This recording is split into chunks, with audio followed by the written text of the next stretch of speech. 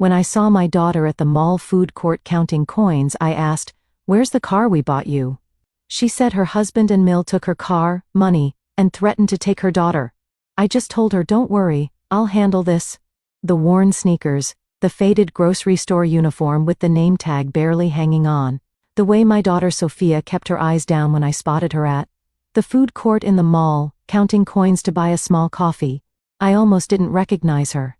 My daughter, who used to wear designer clothes, who drove a brand new SUV I'd helped her buy just 2 years ago, was now sitting alone in the food court looking like she hadn't slept in days. "Sophia." I walked up to her table. "Sweetheart, what are you doing here? Where's Emma?" My 4-year-old granddaughter should have been with her. It was Wednesday afternoon, Sophia's day off from her nursing job at the hospital. She looked up, and I saw it. The dark circles under her eyes. The way her hand trembled slightly as she set down her coffee cup. The flash of fear before she tried to smile. "Hi, Mom. Emma's with Richard and his mother. They're taking her to the park. Richard, her husband, and Diane, her mother-in-law." "Where's your car?" asked, sliding into the seat across from her. "The Highlander I helped you get?" Sophia's smile faltered. She looked away toward the entrance of the mall. "Richard needed it for work. His truck broke down last month." For a month. I kept my voice calm, but something cold settled in my stomach. "What have you been driving?" "The bus." "It's fine, Mom." "Really?" She tried to laugh. "Saves on gas money." I looked at my daughter. Really looked at her. The weight she'd lost. The uniform that hung loose on her frame. The way she kept glancing at her phone like she was expecting something. Or someone. "Sophia." I reached across the table and took her hand. It was ice cold, despite the warm California afternoon. "Tell me what's happening." She pulled her hand back. "Nothing's happening. Everything's fine. I need to go soon. Richard said he'd call when they're done at the park." "Why didn't you go with them to the park?" "I had some errands to run." "What errands?" "Just stuff." She stood up abruptly. "I should go. I need to catch the 3:15 bus." I stood too. "I'll drive you home." "No." The word came out sharp, almost panicked, then softer. "No, Mom. I'm fine." "The bus is fine?" We stood there in the middle of the food court, surrounded by the noise of families, having lunch, teenagers laughing, the smell of pizza and Chinese food. And my daughter looked at me with eyes that were asking me to please not push this. But I was her mother, and I'd been a real estate attorney for 33 years before I retired. I knew when someone was hiding something. I knew when someone was afraid. "Sophia, where do you live now?" She blinked. "What do you mean?" "Same place. The house on Maple Street, the house she and Richard had bought 3 years ago, the charming, 2-story colonial with the white picket fence and the oak tree in the front yard. I'd been there dozens of times, but something in her face told me that wasn't the whole truth. "Have you had lunch?" I asked instead. "I'm not hungry." "Sophia Marie, sit down." I used my mother voice, the one that still worked even though she was 38 years old. "Sit down and let me buy you lunch. When's the last time you ate a real meal?" She hesitated, then slowly sank back into her chair. "I went to the Chinese place and ordered way too much food. When I came back with the tray, she was staring at her phone again. "He's checking up on you, isn't he?" I set the food down. "Richard?" She didn't answer, just picked up the chopsticks and started eating. And the way she ate fast, mechanical, like someone who hadn't had enough food in a while, told me everything I needed to know. "Sophia, talk to me." "There's nothing to talk about. Your father and I didn't raise a liar." She stopped eating, set down the chopsticks. And finally, she looked at me with tears in her eyes. "Mom, I can't. If I tell you, it'll make everything worse. Please just let it go." "Let what go?" "All of it." Her voice cracked. "Richard and Diane, they have everything. The house, the car, my credit cards, even my bank account. They control everything. And if I don't do exactly what they say, they'll..." She stopped. "They'll what?" She wiped her eyes roughly. "They'll make sure I never see Emma again. Diane's already told me she has a lawyer ready. She said, I'm an unfit mother because I work too much. Because I can't afford to give Emma the life she deserves. She said, if I try to leave or if I tell anyone what's happening, she'll take Emma and I'll never get her back. The food court. Noise faded into background static. All I could hear was my daughter's voice, shaking with fear and exhaustion. When did this start? 6 months ago. Richard lost his job. Or he said he lost it. I don't know anymore. Everything he tells me is a lie. Diane convinced him that we should move in with her to save money. But once we moved out of our house on Maple Street, they changed the locks, told me. The house was in Richard's name only, even though I'd been paying half the mortgage. They rented it out. Don't know where that money goes. And they took your car. Richard said he needed it for job interviews. That was 4 months ago. Then they took my credit cards because Diane said I was spending too much. Then my paychecks. Richard had me sign some papers. Said it was for a joint account, but now I can't access my own money. Diane gives me $20 a week for expenses. That's it. Everything I earn goes to them. I felt my hands curl into fists under the table. Did you go to the police? I tried. She laughed, a broken sound. I went to the police station 3 weeks ago. Told them everything, but the officer said it was a civil matter, not criminal. He said, because Richard is my husband, and I'd signed papers giving him access to the accounts, there wasn't much they could do. He told me to get a lawyer. And with what money, Mom? I can't even afford bus fare half the time. And if I try to save any money, Diane goes through my things. She found $40 I'd hidden in my locker at work last month. She said I was stealing from the family and didn't let me see Emma for 3 days. Her voice dropped to a whisper. I can't lose her, Mom. She's all I have. I thought about my granddaughter. Sweet Emma with her curly hair and gap-toothed smile. Emma who called me Gamma and loved when I read her stories about princesses. Where are you living now? Sophia looked down. In their garage. They gave me an air mattress and an old space heater. Diane said, until I prove I can be responsible, I can't sleep in the house. Emma's room is upstairs and I can only see her when they allow it. Jesus Christ, Sophia. I know. She was crying now. Quiet tears running down her face. I know it's bad, but if I leave, if I fight back, they'll use everything against me in court. Diane's already taken pictures of the garage, saying that's where I choose to live. She's documented every time I've worked a double shift saying, I prioritize work over my daughter. She's building a case, Mom, and I'm so tired. I'm so tired, I can barely think straight. I watched my daughter fall apart across a food court table, and I made a decision. Listen to me very carefully, I said quietly. I need you to do exactly what you've been doing. Go home. Act normal. Don't tell Richard or Diane about this conversation. Can you do that? She wiped her eyes. Why? Because I'm going to handle this. Mom, you can't. They'll, Sophia. I waited until she looked at me. I was a real estate attorney for over 3 decades. Do you know what I spent most of my time doing? She shook her head. Fraud cases. People who tried to steal property, manipulate deeds, forge signatures. I've seen every trick in the book, and I know how to prove it. More importantly, I know people, lawyers, judges, investigators, and I know exactly what your husband and mother-in-law have done wrong. But the police said the police deal with criminal law. This is civil law, property law, family law, and there are very specific laws about financial abuse, coercion, and parental rights. What they're doing to you isn't just cruel, Sophia. It's illegal. Multiple counts. Hope flickered in her eyes. Really? Really? But I need you to trust me and stay quiet. Can you do that for maybe 2 weeks? What are you going to do? I smiled. Not a nice smile. I'm going to remind your husband and his mother that they messed with the wrong family. She grabbed my hand. Mom, please be careful. Diane, she's mean. She's really mean. Sweetheart. I squeezed her hand back. So am I. The next morning, I made 3 phone calls. The first was to Margaret Chen, who'd been my paralegal for 15 years before I retired. She now worked for the best family law attorney in Los Angeles County. Margaret. I need a favor. By the end of the call, I had an appointment with the attorney for the next day, and Margaret had already started pulling property records for the house on Maple Street. The second call was to my old colleague, James Rodriguez, who'd left law to become a private investigator. James, how would you feel about doing some surveillance work for you, Helen? Always. What am I looking at? Financial fraud, coercion, possible forgery, and I need photographic evidence of living conditions. Send me the details. I'll start tomorrow. The third call was to the bank where Sophia had her original account before Richard consolidated everything.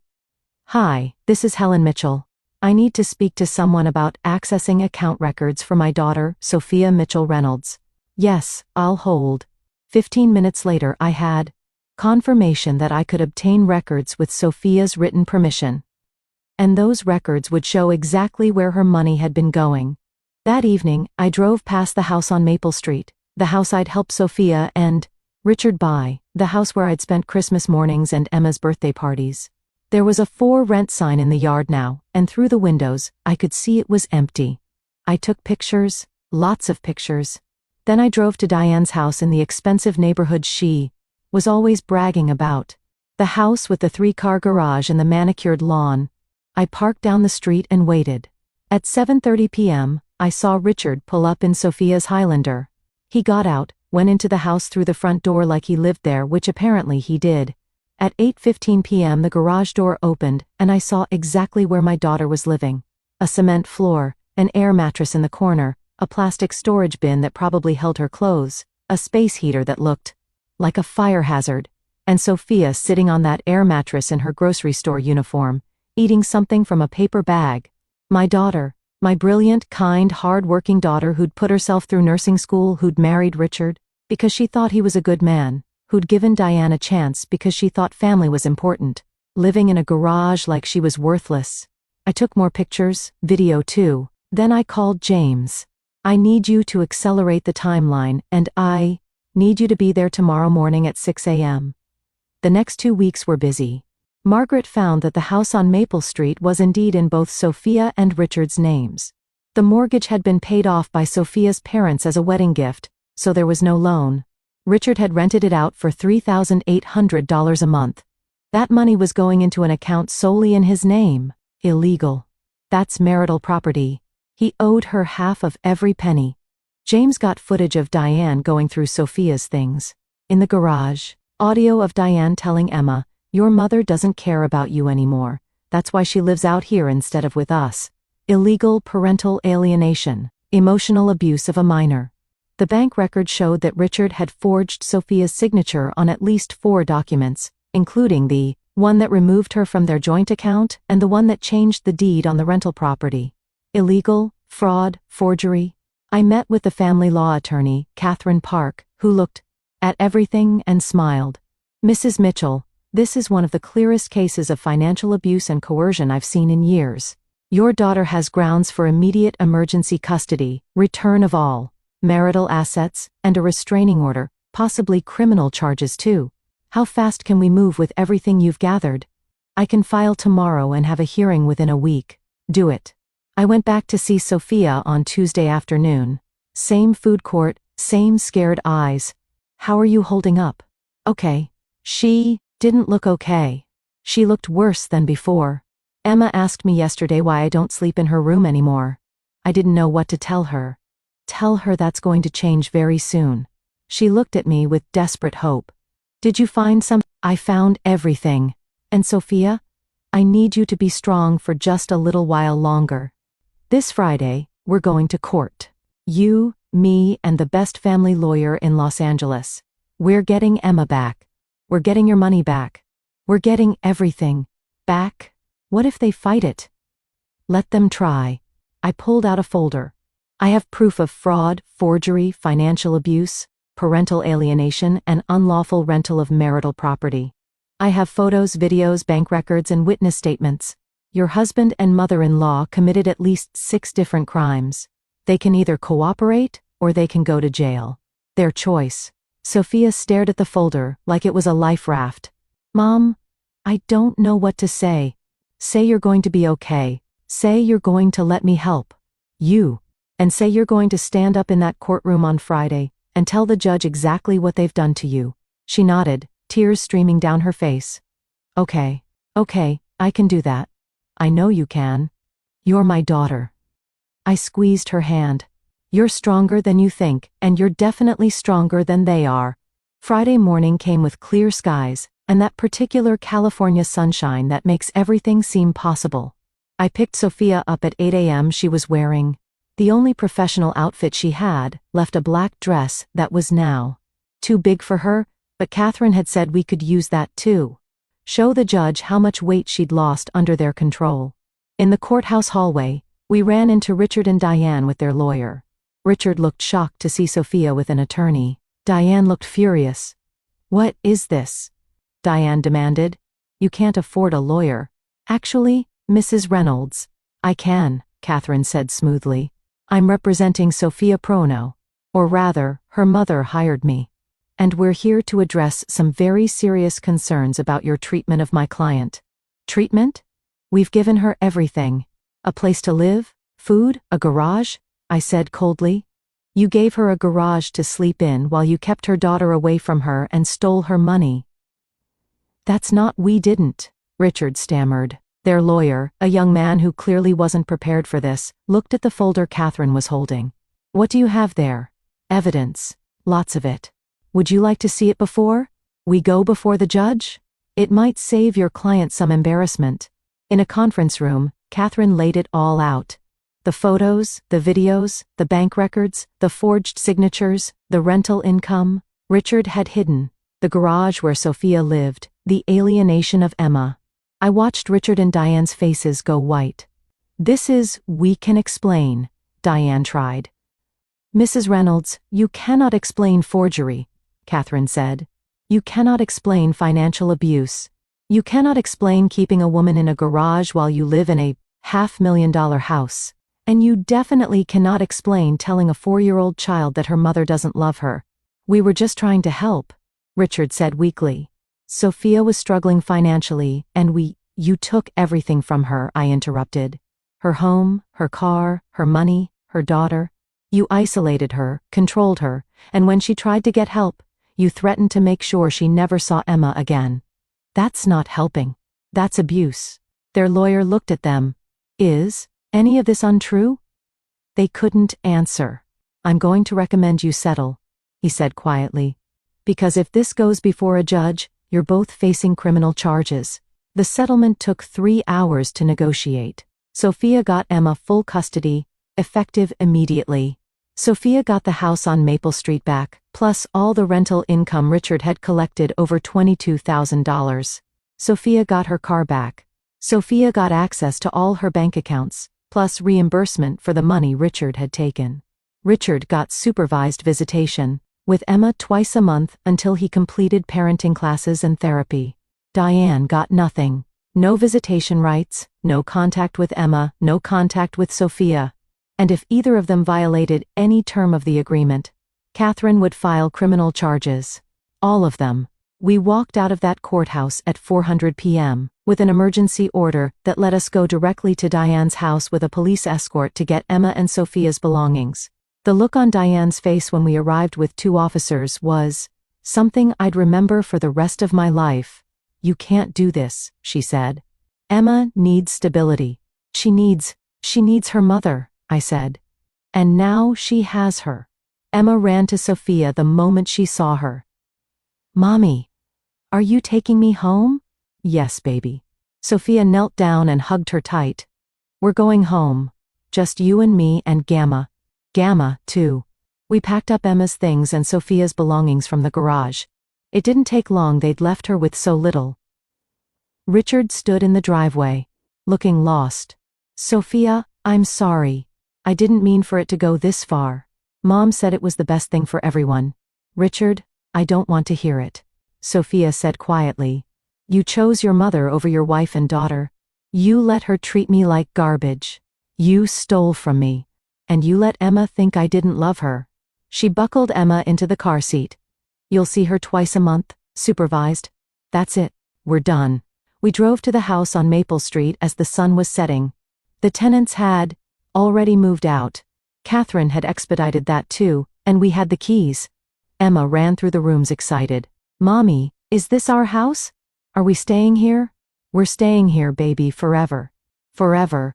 That night, after Emma was asleep in her own bedroom, her actual bedroom with the princess wallpaper and the toy box, Sophia and I sat in the kitchen drinking tea. "I can't believe it's over," she said. "I keep waiting for them to show up for this to be a dream." "It's not a dream. It's real. You're free, Sophia." She started crying then. Real crying. The kind she'd been holding in for months. I held her while she sobbed. My strong daughter who'd survived something no one should have to survive. "Thank you, Mom," she finally said. "Thank you for believing me, for fighting for me always," I said. "I'm your mother. That's what we do." 6 months later, Emma had her 5th birthday party in the backyard of the house on Maple Street. The oak tree was full of leaves and we hung a swing from one of the branches. Sophia had gained back the weight she'd lost. The dark circles were gone. She smiled again. Real smiles that reached her eyes. She'd also been promoted at work, started therapy, made new friends at Emma's preschool. Richard had completed 3 months of the parenting classes. He saw Emma twice a month, and according to the supervisor, he was actually trying to be a better father. Maybe one day he'd be someone Emma could trust again. Maybe not. That was up to him. Diane had tried to contact Sophia twice, both times through lawyers demanding grandmother's rights. Both times, Catherine had shut it down with a single letter referencing the evidence we still had. We hadn't heard from her in 4 months. As I watched Emma blow out her candles and make a wish, Sophia came and stood next to me. "What did you wish for when you were blowing out candles at 5? She asked. "Probably a pony," I said. "What did you wish for? At 5? I don't remember, but I know what I'd wish for now." "What's that?" She looked at Emma, laughing with her friends, wearing a princess crown that was slightly crooked. "Nothing," Sophia said. "I don't need to wish for anything. I have everything I need right here." I put my arm around my daughter, my strong, brave daughter who'd survived the worst and come out the other side. "Yeah," I said. "Me too." The sun shone through the leaves of the oak tree, casting dancing shadows on the grass.